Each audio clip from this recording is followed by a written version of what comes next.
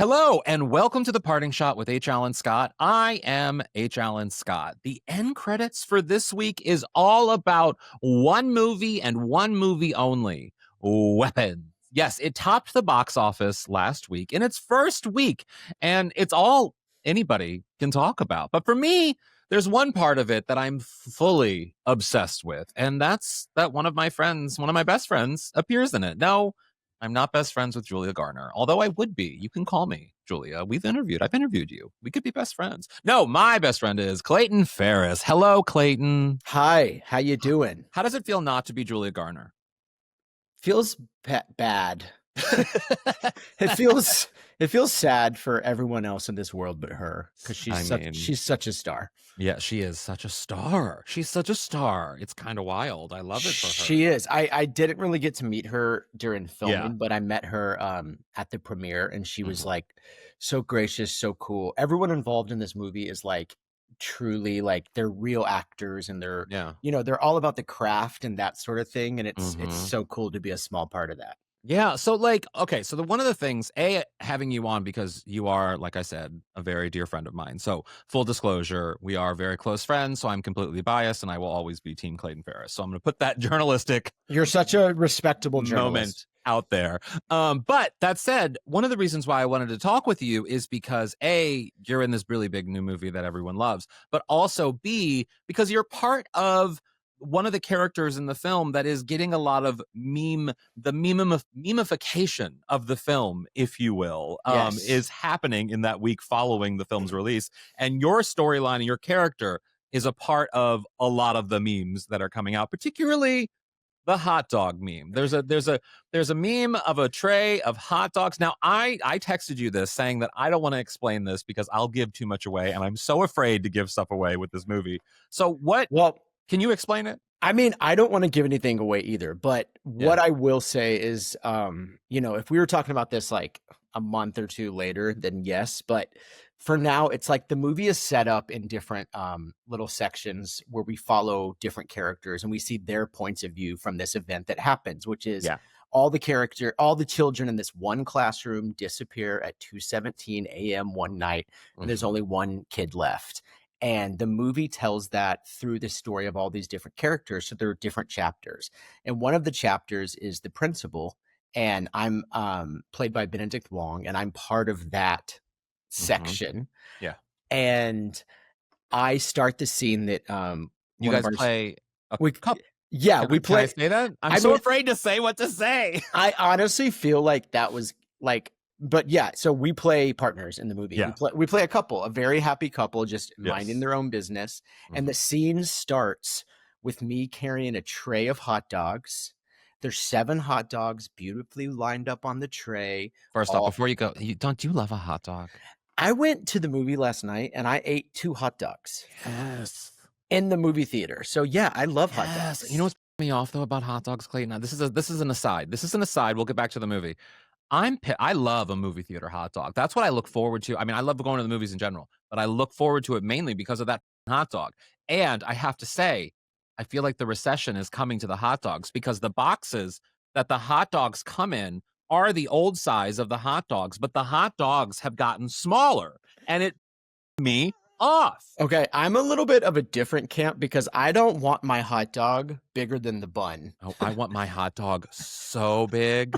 I want to have trouble putting it in my mouth. I want my hot dog perfectly on the tip of each side of the bun. You want an average, you want a home hot dog, and I want a ballpark hot dog. Exactly, but I do want it to be all beef.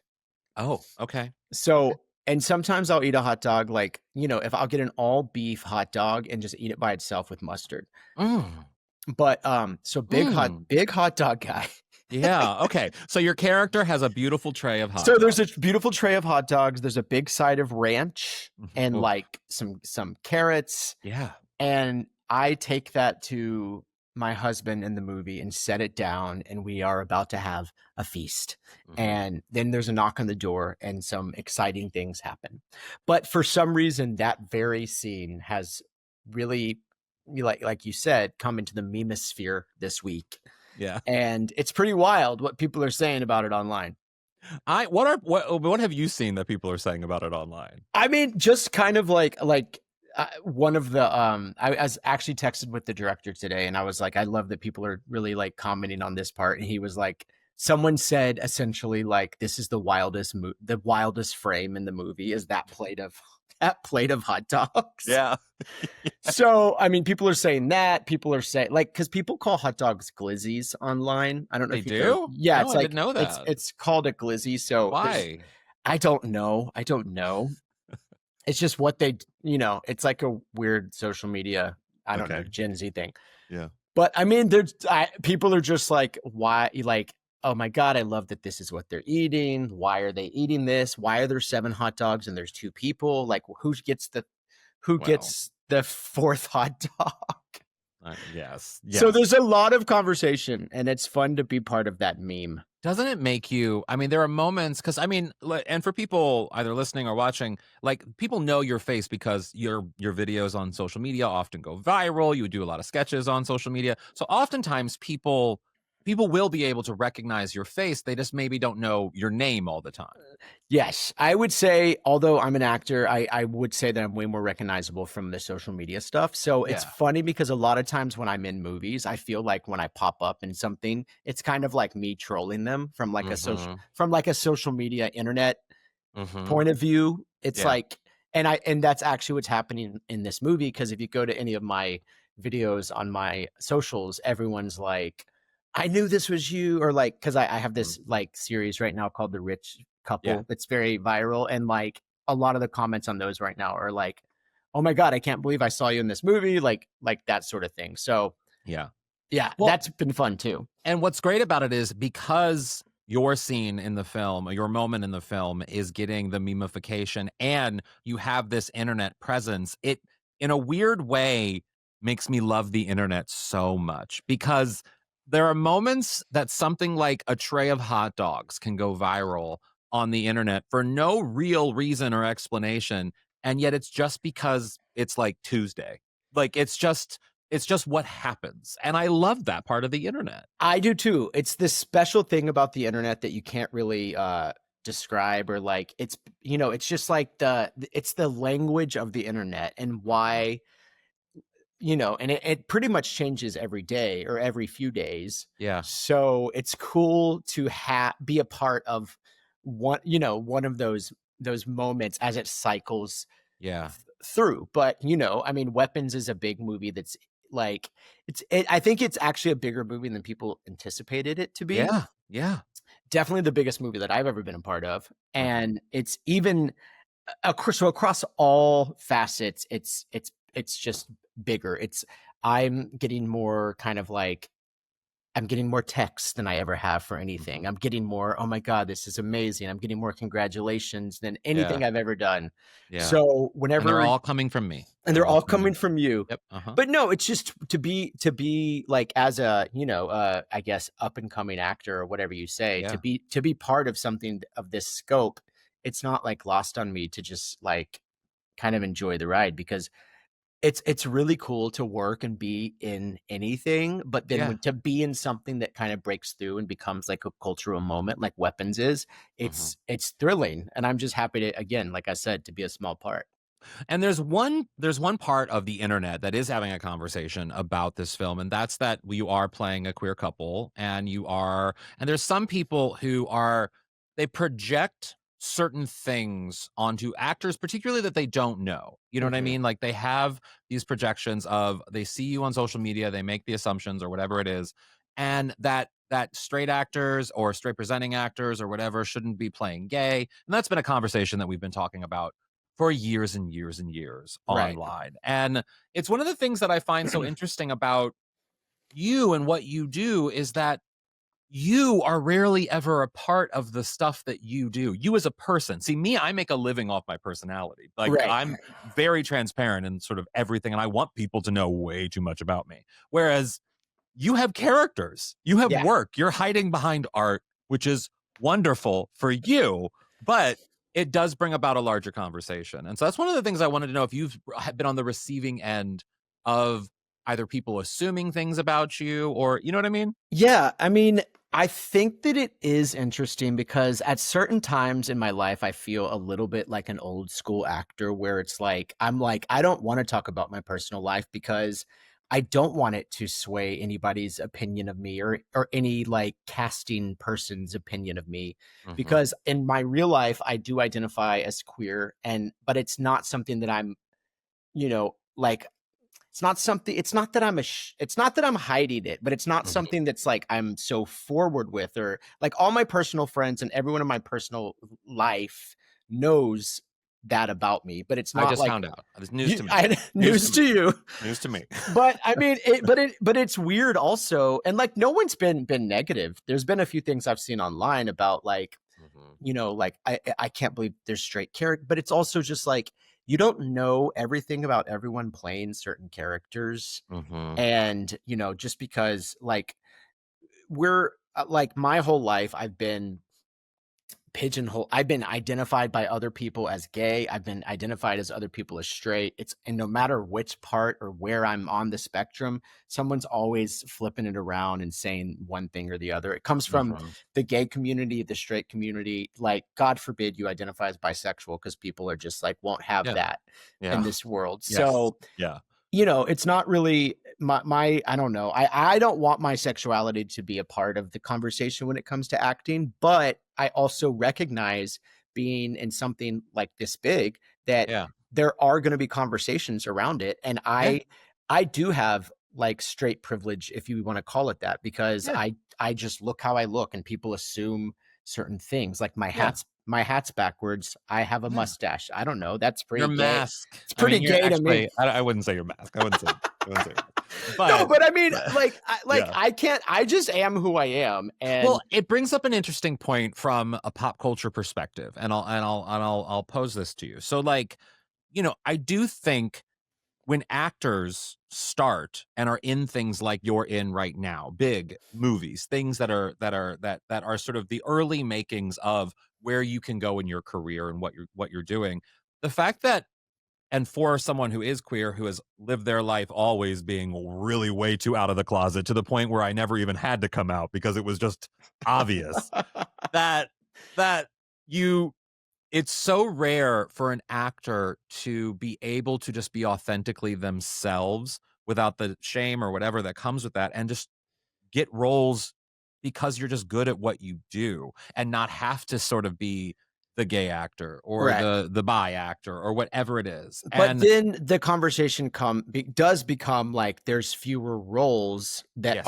there's fewer queer people represented in these movies. So Mhm. maybe the question is really like when it does come to someone who doesn't pass as straight or that sort of thing, like Mhm. they see those as opportunities for them to really get work and be up there on Yeah. screen.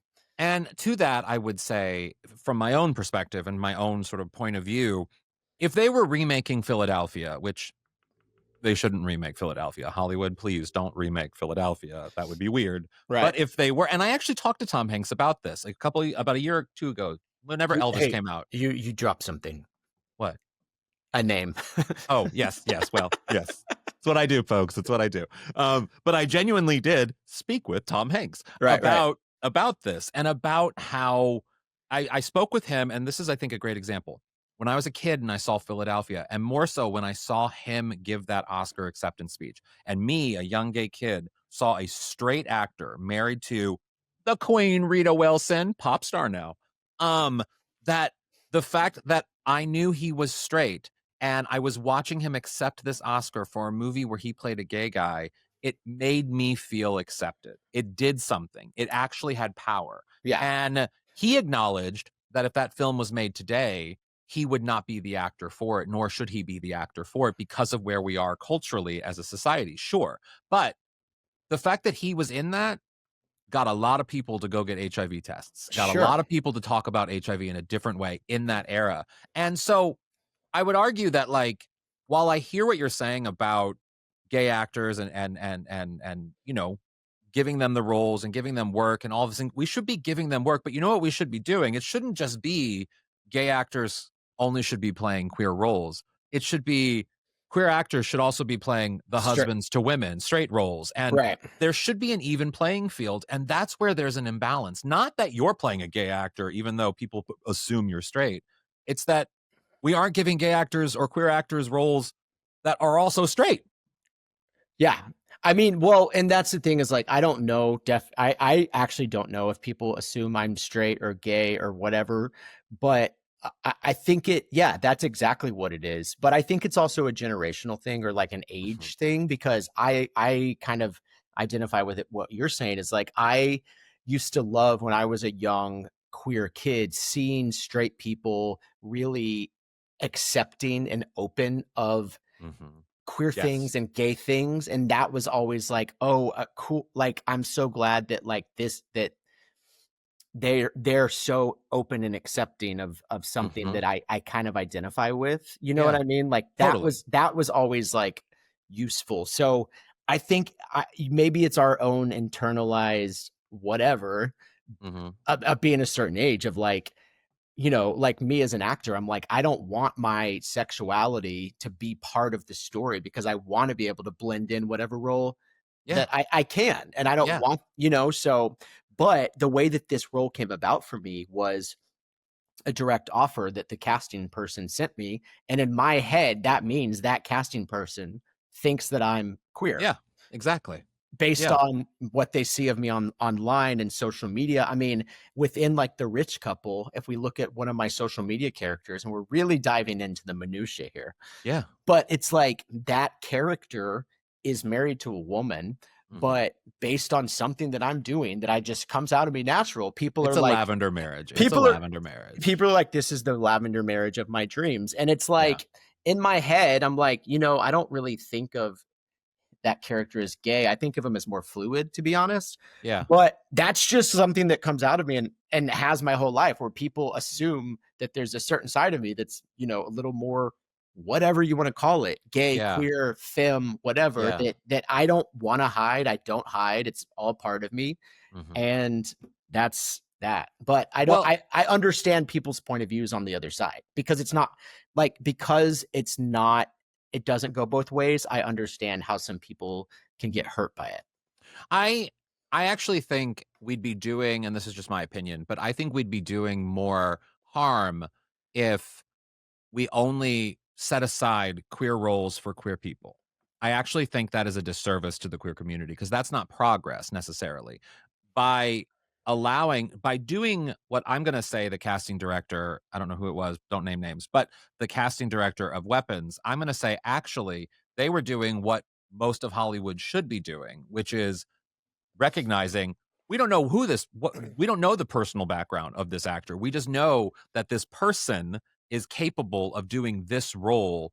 Gay, straight, doesn't matter. Yeah, and I think that if they're not going to ask you, no, they're not going to ask you if you're. I think it's illegal. It's exactly like it's illegal. So if the actor is not, if it's not part of their online presence, or it's not part of their like brand or whatever you want to call it, their sexuality, then it just has to kind of be assumed based on like your character, so it really becomes like, are you right for this role? And it's a big conversation, but it's interesting. And also because, and there have been, I mean, I've seen it, there have been people saying like, about Weapons and the gay couple, or even there's even some talk of sort of like the gender expressions within Weapons of some of the characters and some of the things in the film. I don't want to give anything away, but like there have been some saying that gay actors or queer actors, like straight people shouldn't be playing these gay roles. And what for me in sort of that, in navigating that, I'm kind of like,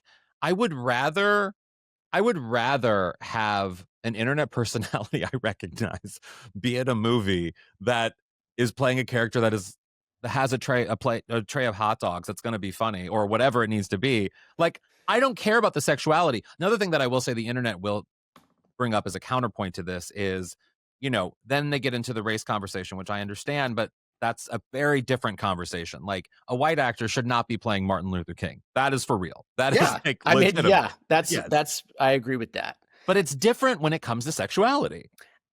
I think it's different just because sexuality is fleeting, and it's spectrum. It's like spectrumy for so many people, especially Mhm. in like, especially actors, like creative people. Like everyone's like somewhere on the spectrum. Everyone's had experience when you're in the creative arts like that. Like it's part of the process of growing up in theater is expressing so many sides of yourself. So, Mhm. it's like I've never looked at some actor playing a gay role or a queer role and like thinking that they're coming from a place of like malice or bad intention or anything Yeah. like that.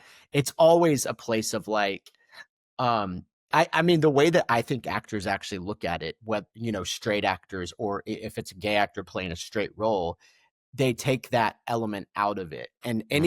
anytime they take that element out of it and they're just like, okay, if love is part of this character and expressing love to a member of the same sex or opposite sex, it's just like, where does that come from Yeah. within me? I think that a lot of actors, most actors, treat it very, like very it's important and it means Yeah. a lot, and they're coming from a place of like earnestness. Mhm. But I understand the other side of things. But Well, I and to I do want to say, like, with yeah. weapons, like Zach Kreger was very like he there this there's characters being gay in this movie is just like, because there's gay people in It's this a world, non-issue. Yeah. it's non-issue. It was not to be fun. It's not because that's funny. The There's no hot joke to it. There's no Yeah. joke to it. The hot dog thing was in the script. It's not like a hot dogs are penis shaped. That's a funny gay joke. Yeah. It's not that. It's like No. there's actually a reference of the seven hot dogs to something else in Zach's life that has nothing to really do with these characters. Yeah. So I mean, look at us. This is a really big conversation to have. And like, but I mean, Well, it, it's a big conversation to have, but one of the areas, like, for example, your character in Weapons, I think, can be represented by any actor, gay, straight, whatever, whatever actor is qualified for the role should be playing that role.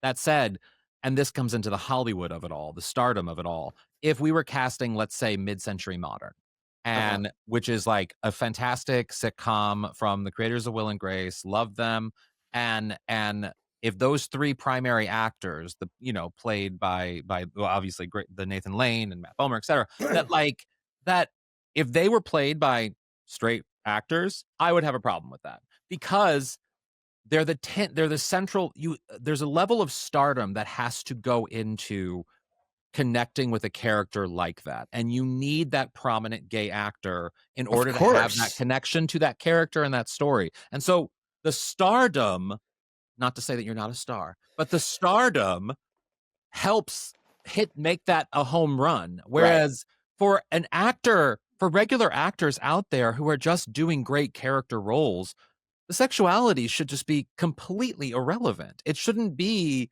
this quota you have to check in order to have the Yeah, part.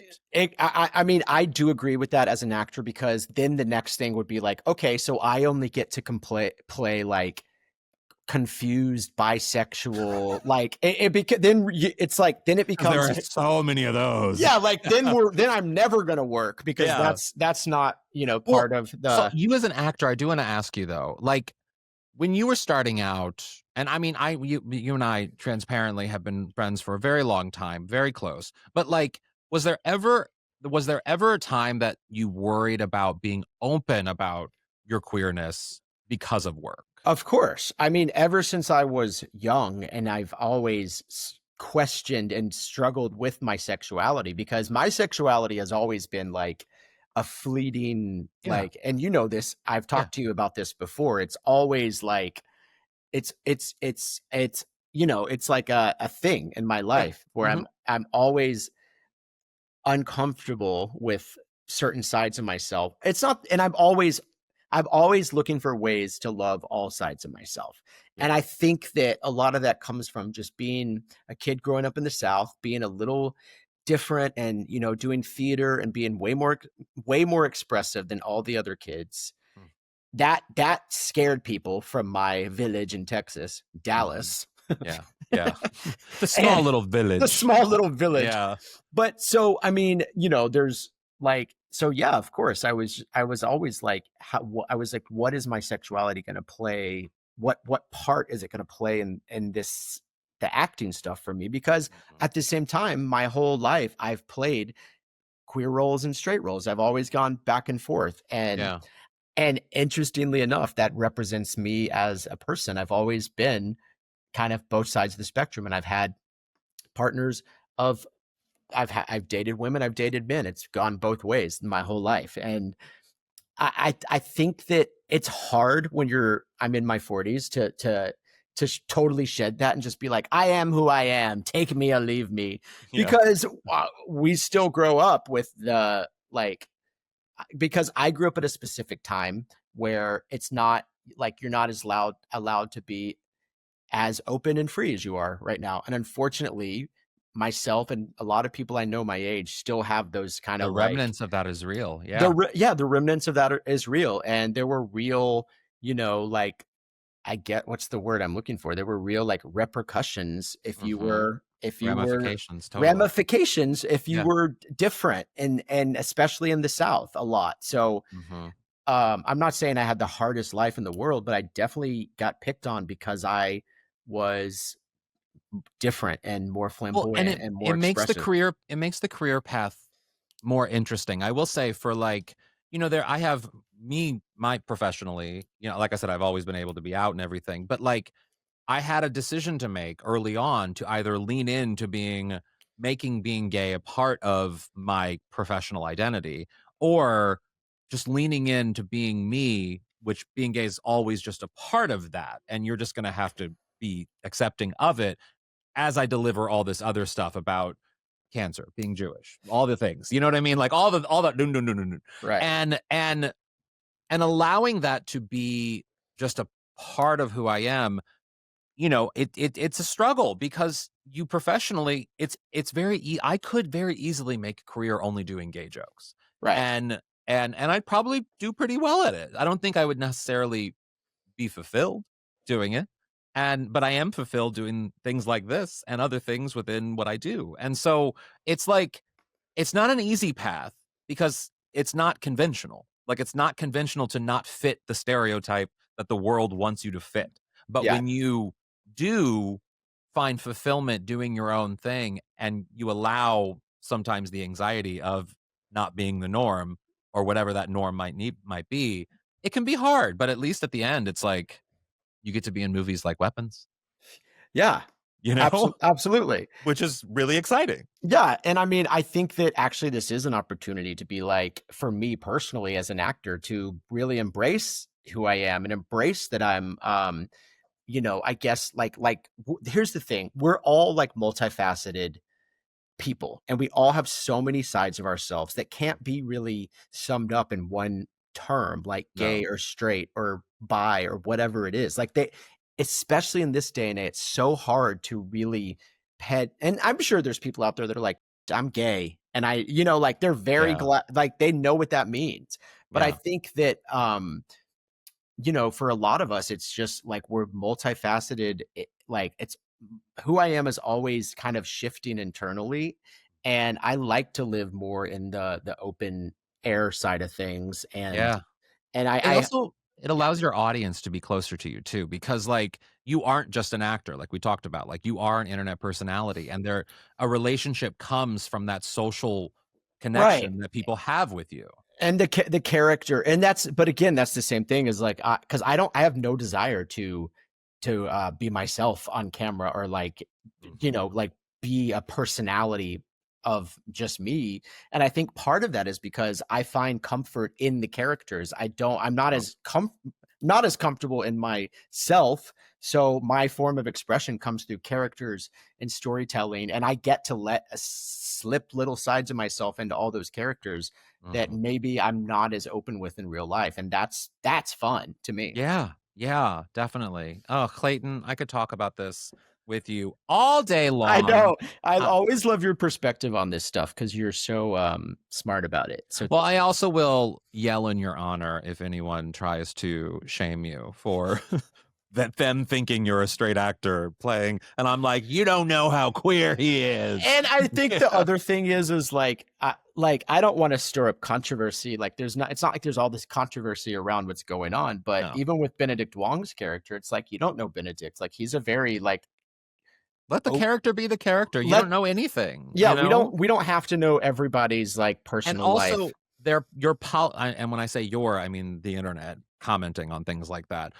Oftentimes, those comments are motivated for someone else's agenda. So Sure. you wanna prove a point about something, so you use this thing as an example just to prove your point, even if it isn't warranted or merited at all, because that's the internet. Just focus on the thing, create some drama, get some clicks for a day, and then people move on to tacos the next day or something. Yeah, you said that, not me. Yeah, I mean, I'll say, trust me, come for me. It's fine. You can come for me. I can take it. But Clayton, you are fantastic. I love you very much. Where can people follow you on the internet? Just on Instagram, I'm at Clayton Farris. On TikTok, I'm at Clayton Farris. And I'm always posting silly videos there for the people. For the people. You really are. I'm telling you, everyone, you are a must follow, Mr. Farris. Thank you. I mean, I've been following I checked actually, for 10 years. 10 years. Yeah, isn't that crazy? That is crazy. 10 years. Wow. And it's crazy because I'm only 28. So that means I was a child. I'm 24. Yeah. Oh, okay. Well, I have been noticing, this is so random, that your hair looks so great lately. Oh, well, thank you. Did you get a hair transplant? No, I did not. Okay. No. This is not. I did get it colored. And I started going to a person who actually cuts hair well. That's good.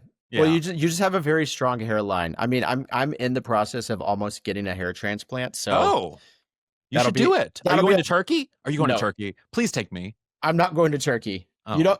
You don't need one, and I'm not going to Turkey. Well, I just want to go to Turkey. Like, you can get the hair transplant. I'll get a facelift.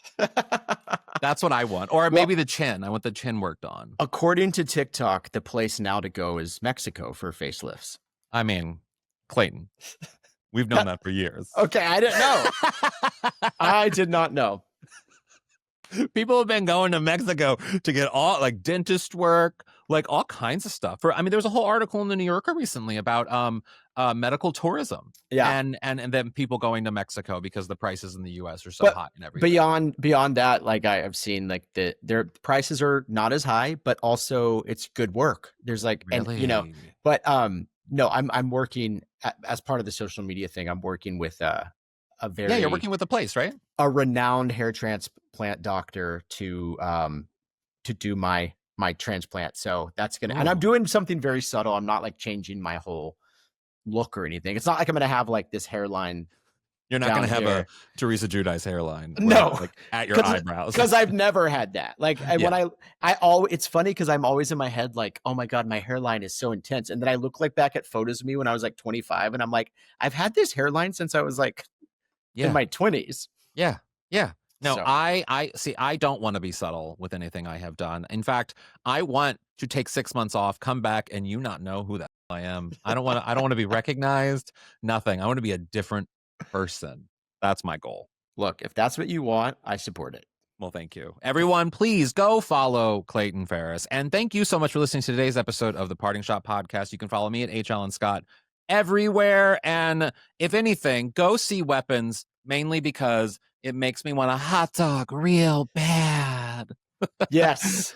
Thanks so much, everyone. Have a good one.